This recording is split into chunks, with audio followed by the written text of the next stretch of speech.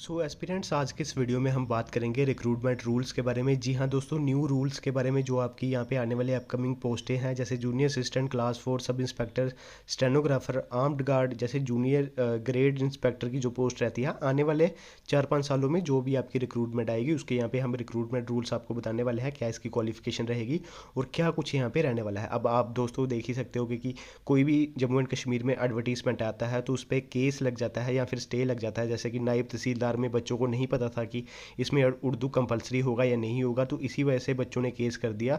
तो वो जो रिक्रूटमेंट है अब हाल्ट हो चुकी है, एक तरह से कह सकते हो कि पॉज हो चुकी है।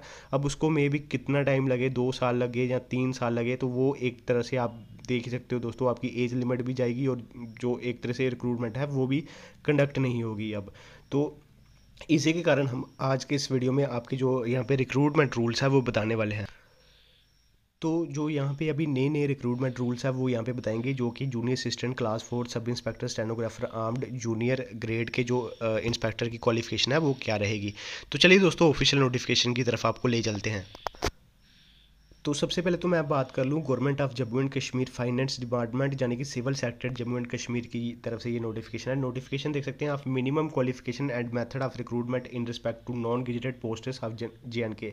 वैसे यहाँ पे एक्साइज एंड स्टेट टैक्स जो सब ऑर्डिनेट सर्विस रिक्रूटमेंट रूल्स है वो यहाँ पे लिखे गए हैं, लेकिन मैक्सिमम जो ये रिक्रूटमेंट रूल्स रहेंगे ये सभी पोस्टों के लिए, जो ये स्पेसिफिक पोस्ट है उसके लिए सेम ही रहेंगे। तो चलिए मैं आपको बता देता हूँ। सबसे पहले तो ये चीज़ आप देख लेना, ये नोटिफिकेशन आप सभी ने देख ही लिया होगा वैसे, जो भी हमारे साथ जुड़े हैं पहले से टेलीग्राम ग्रुप पे।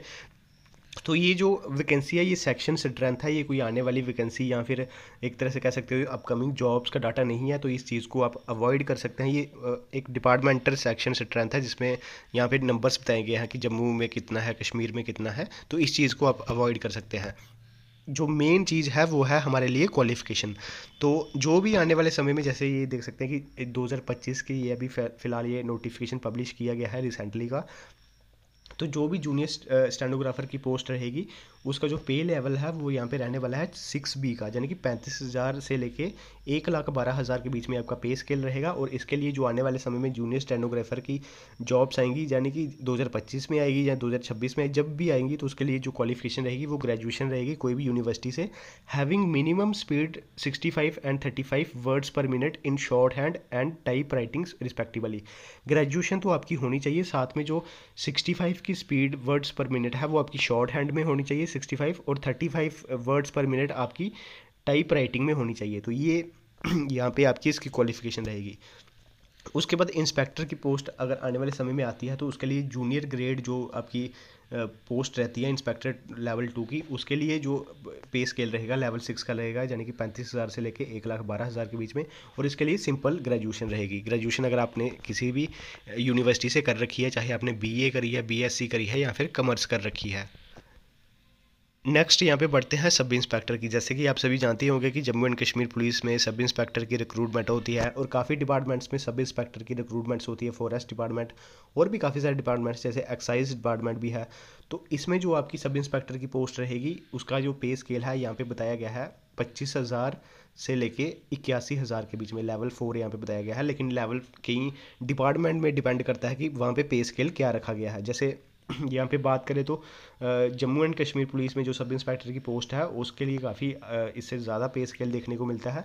तो सब इंस्पेक्टर लेवल की जो पोस्ट रहती है उसके लिए भी सिंपल ग्रेजुएशन चाहिए होगी। कोई भी डिपार्टमेंट अगर सब इंस्पेक्टर की पोस्ट निकालेगा आने वाले समय में तो सिंपल आपकी ग्रेजुएशन होनी चाहिए, तो आप इसके लिए एलिजिबल हो।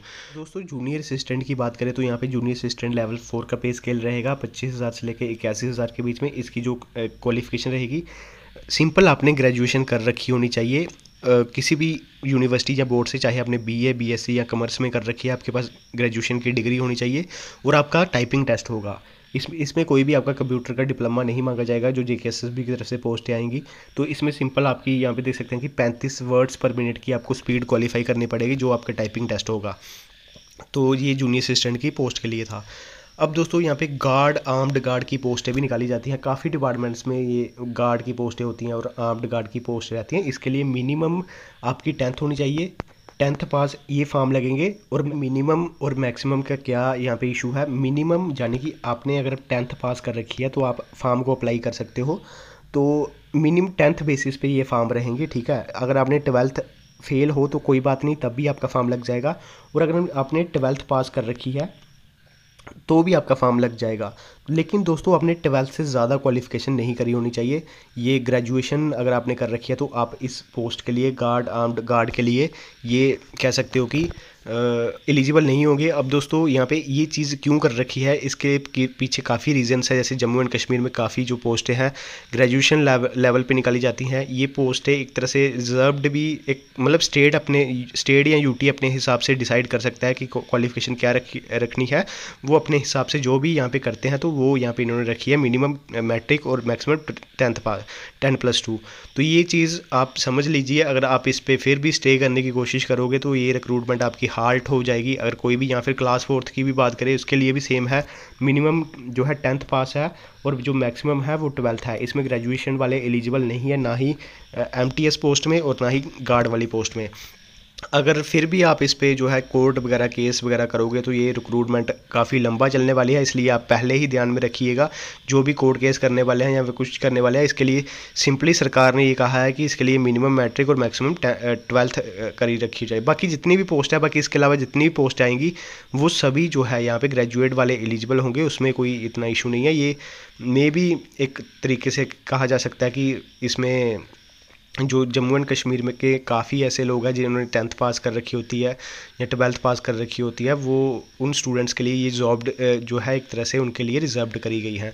बाकी दोस्तों मैं आपको बता दूं कि अगर इसमें अमेंडमेंट होगी आने वाले समय में तो मे भी फिर MTS की एज लिमिट भी घटाई जाए, क्योंकि SSC के हिसाब से देखा जाए तो 18 से लेकर 25 साल तक ओपन मेरिट की रहती है।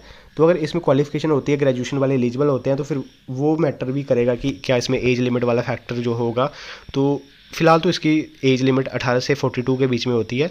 तो इसलिए ये जो है ये क्वालिफिकेशन सब रहने वाली है। और ये आप देख लेना, इस नोटिफिकेशन को आप हमारे टेलीग्राम ग्रुप से डाउनलोड कर सकते हैं। तो ये टेलीग्राम ग्रुप हमारा है, इसका जो लिंक है वीडियो के डिस्क्रिप्शन बॉक्स में होगा। तो दोस्तों बस ये था हमारा आज का वीडियो।